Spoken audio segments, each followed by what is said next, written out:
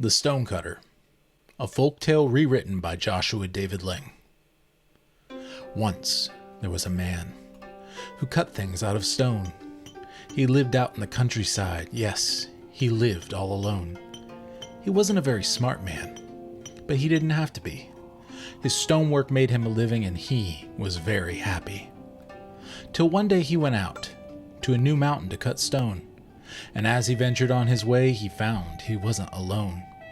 The locals talked of a spirit who granted people their desires, but he brushed this off as poppycock, as just the work of liars.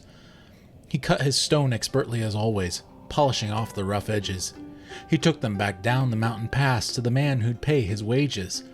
But as he walked, he started to think what his desires might be if visited by the spirit who would grant wishes happily.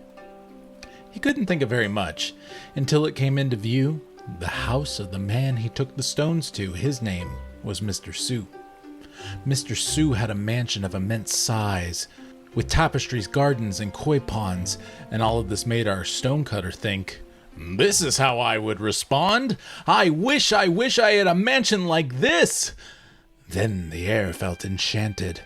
A voice whispered gleefully into his ear, "Stonecutter, your wish is granted."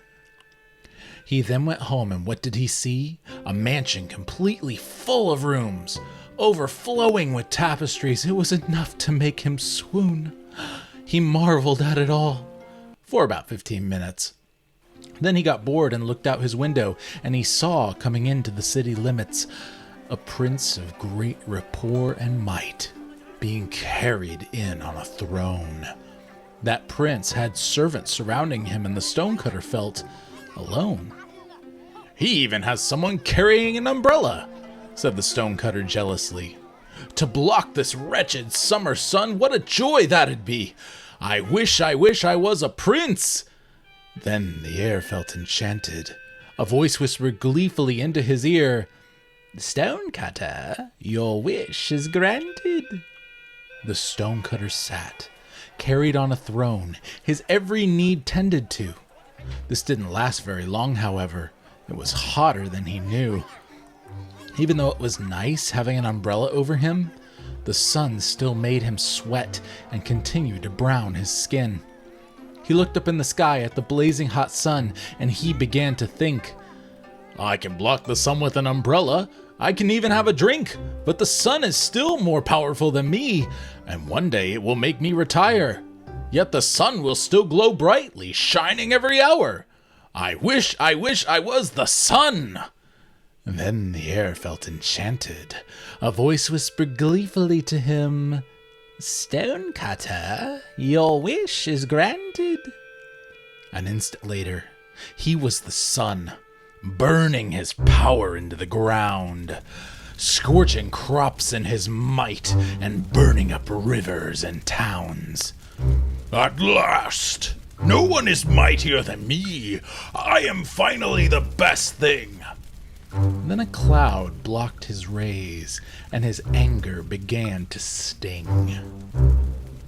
"This simple cloud blocks out my brightness. I thought nothing stood in my path.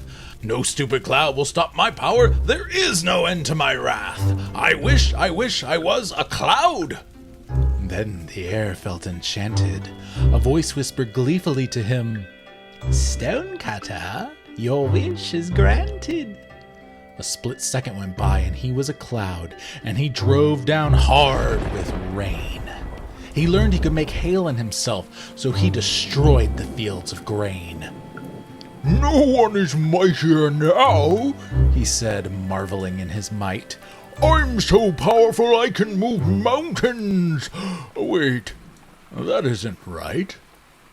He rained down on a mountain, but it wouldn't budge. Rock solid, it stood in defiance. "This mountain won't move, so I must be it. It's time to make that alliance. I wish I was the mountain." Then the air felt enchanted. A voice whispered gleefully back to him, "Stonecutter, your wish is granted." He stood as the mountain, and he could not be moved. The sun, it could not scorch him. The rain, it could not wash him away. Nothing could overtake him. He relaxed and took in all the power he had.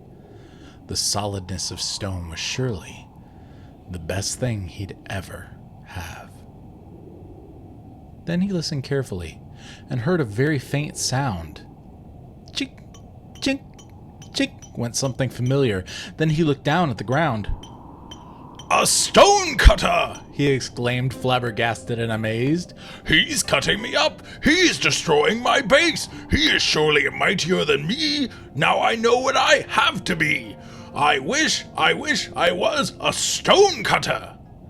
Then the air felt enchanted. A voice whispered gleefully back to him, "Stone cutter, your wish is granted." And once again he was a stone cutter, and he never made a wish again. His power was just perfect now, at least it was perfect for him. And so the moral of this story, which we do not want to hide, is that the grass isn't always greener on the other side. And if you're a stone cutter, a businessman, a mom, a cloud in the sky, a preacher, or a singer of a song, you are exactly what God made you to be. Try to be it happily. Hi, I'm Joshua David Ling, and I'm resurrecting epic poetry for nerds like you. Come join me at joshuadavidling.com or just about anywhere on social media.